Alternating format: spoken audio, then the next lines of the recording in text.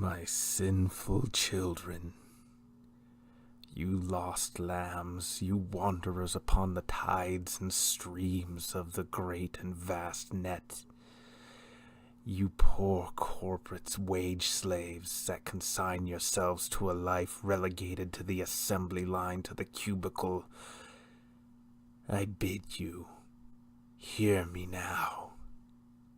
I come before you today with a message of hope, of redemption. Cast aside the base weaknesses of your flesh. Instead, embrace the purity of your chrome. Feel the cold reassurance of your steel. Cast aside your weakness. Cast it aside and take up the gun and rise. Rise against your corporate wage masters. Rise against those that would see you kept in place so that they may reap the benefits of your work. This is the age of the iron fist, my children. This is the age in which we all rise. And I will guide you, my children. Come before me, and we will make this age great once again.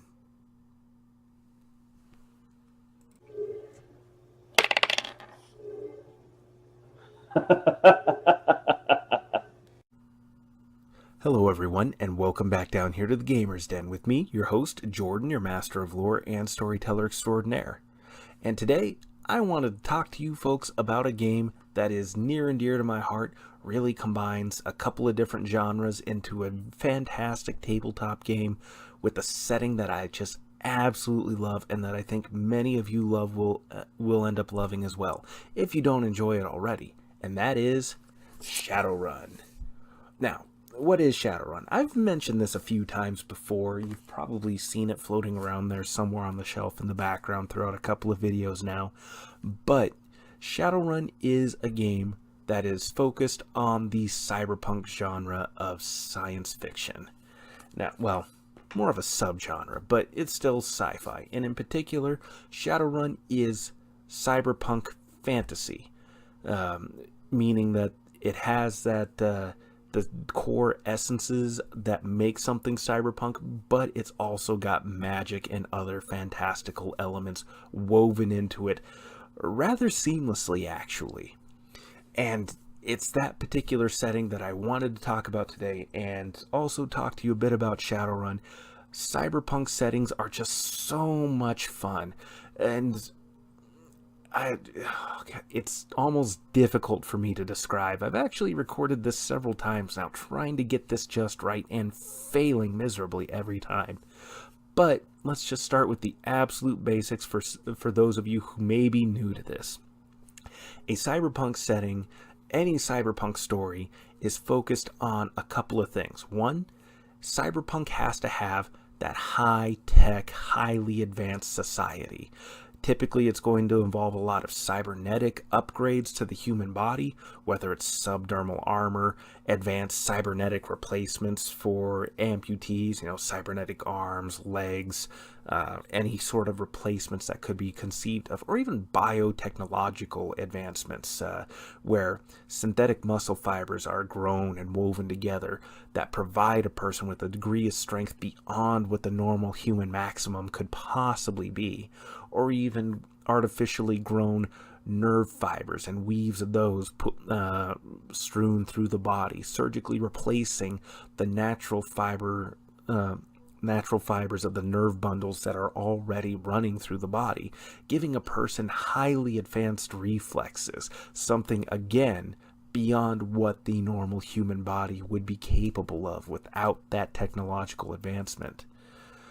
And in spite of all this technological progress, and not just in cybernetics, but it can feature any number of other huge technological improvements, like towering structures mimicking the Tower of Babel from the Bible, just soaring up as these huge edifices of human achievement up into the skies above.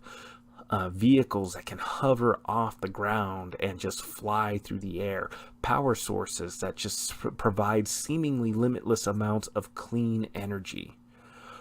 But in spite of all of these advances, society has not advanced to becoming a utopia, a place where everybody's needs can be met.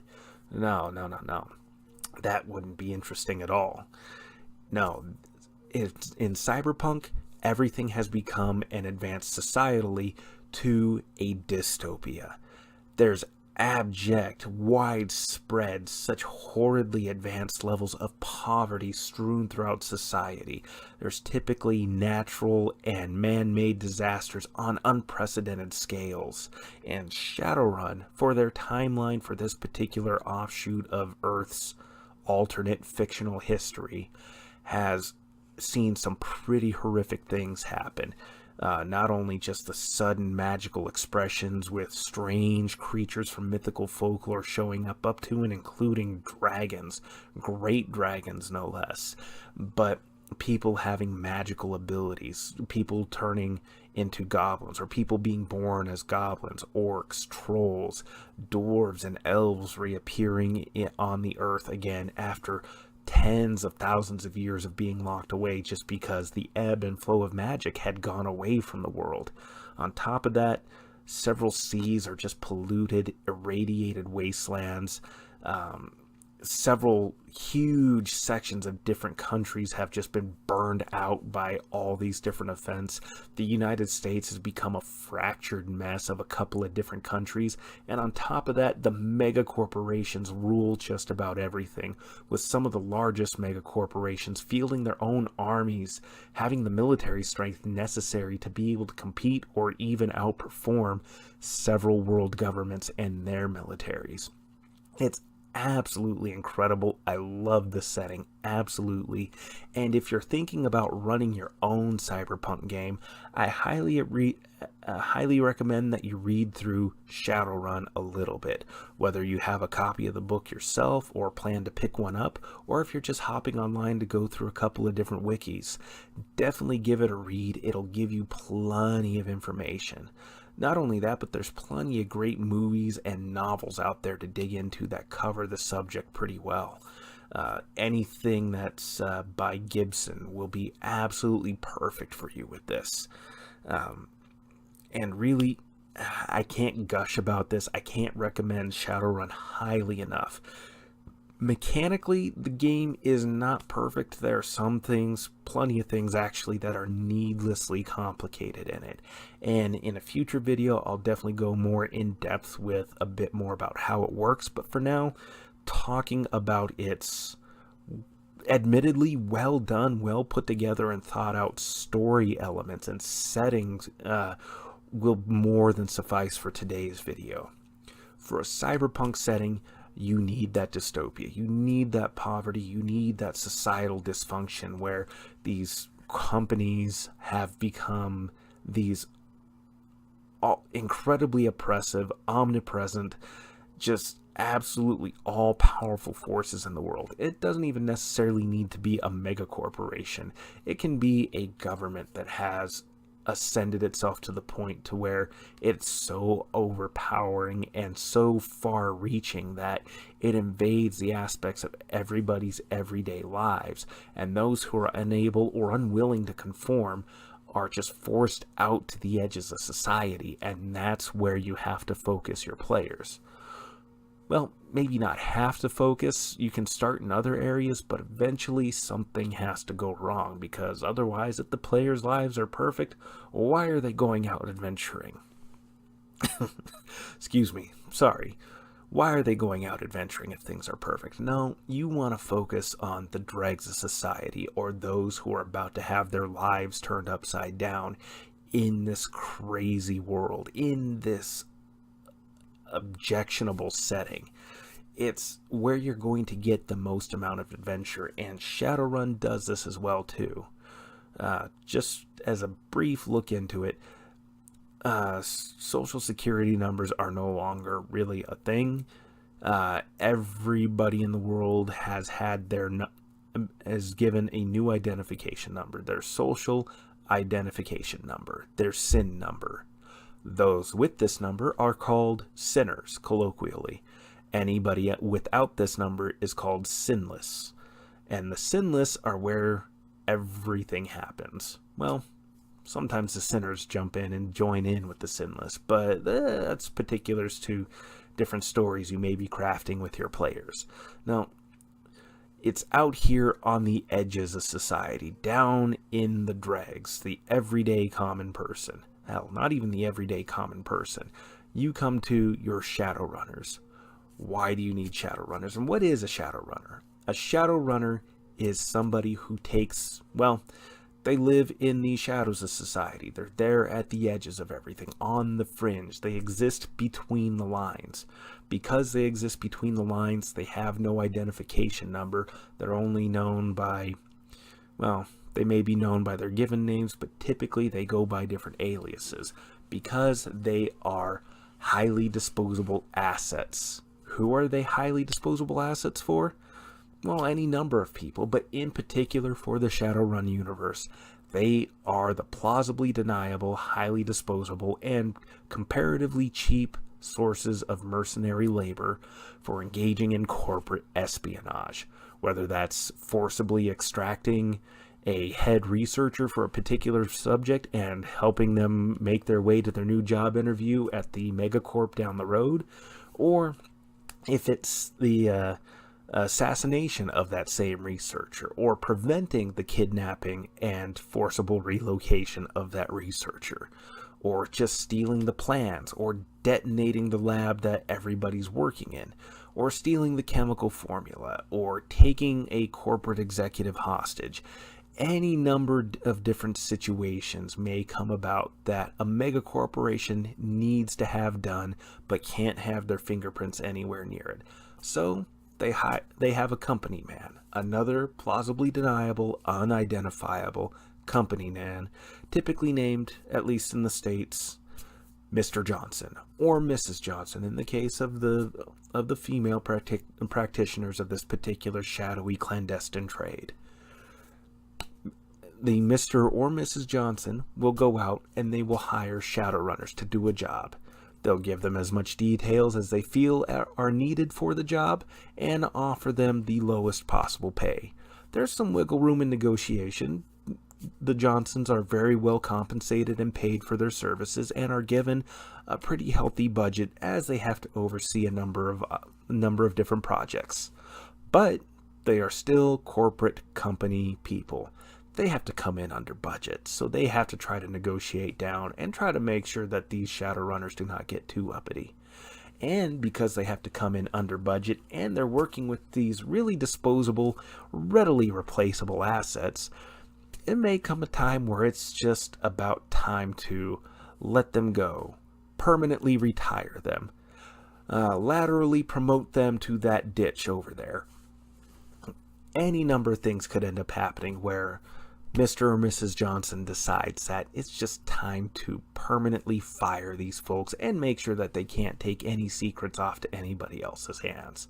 So the players, by contrast, have to try to negotiate up and get a better price out of the Johnsons because they've got budgets for this sort of thing. They have extra cash, they have slush funds and kicks in their backs and all of that. They have to make sure that they get paid. They also have to make sure they get as much detail as they can out of the Johnsons because, God, who knows where exactly they're sending them or what exactly they're going up against. It could be any number of things. They could be going up against Renraku's Red Samurai for all they know. If they're going to an off-site location that's not registered or marked by any particular company, they're going to be expecting high levels of security that they have to bypass. So the players need to get the floor plans. They need to find out who's on the payroll there, what level of security is available, and who exactly their target is. And not only that, but once they get the job and they go through all the stages of planning, they need to figure out and keep their eyes open for, once the mission's underway, targets of opportunity. Where can they snatch some extra pay data? Where can they find opportunities to maybe grab an extra item and sell it off on the black market, or find another buyer somewhere down the line just to get a couple extra new yen coming their way? Or, if they're lucky, get quite a few extra bits of new yen coming their way. Gotta fill up those cred sticks, baby. But that's the whole thing with Shadowrun there. That type of setting, and you can see already, just with how much I've just spit out at you at this mile-a-minute pace that we've been going on, how much fun you can have with this type of setting. And this is just one specific game here I've been talking about. You can take D20 Modern, get the D20 Future supplements for it, and put together your own D20 styled Cyberpunk setting. And there are any number of other games out there that you can make use of. Hell, you can take the basic Shadowrun rule set and create your own different variation or spin-off. Oh, we even have Starfinder back here, put out by the folks that put out the Pathfinder series. It's definitely its own genre of sci-fi and fantasy blended together, but there's no reason you couldn't set it up to where you are playing your own cyberpunk game. And if you're going to do cyberpunk, just remember that you have to have that dystopia, you have to have that high-tech presence there, and you got to be focusing right out there on the edges and fringes of society. Get your players there, because that's where the most fun is going to happen. Now, I've said a lot about cyberpunk settings right now. I don't think that there's really a whole lot to talk about in future videos, other than I want to come back to Shadowrun and give a bit more of an in-depth analysis of what I think it does great and what I think it does poorly. I've talked about it a little bit here today, but I don't want to run too overly long. I hope you have enjoyed today's content, and if you did, leave me a like down there, or even consider commenting and giving me a bit more feedback directly. The only way I'm going to get better is if I know what I'm doing right and what I'm doing wrong.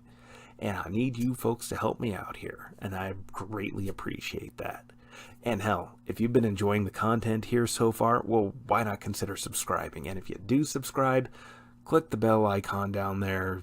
YouTube is horrible about making sure people know that the channels they subscribe to are uploading more content. But with that said, I have been your host, Jordan, your master of lore and storyteller extraordinaire. You folks have yourselves a good night.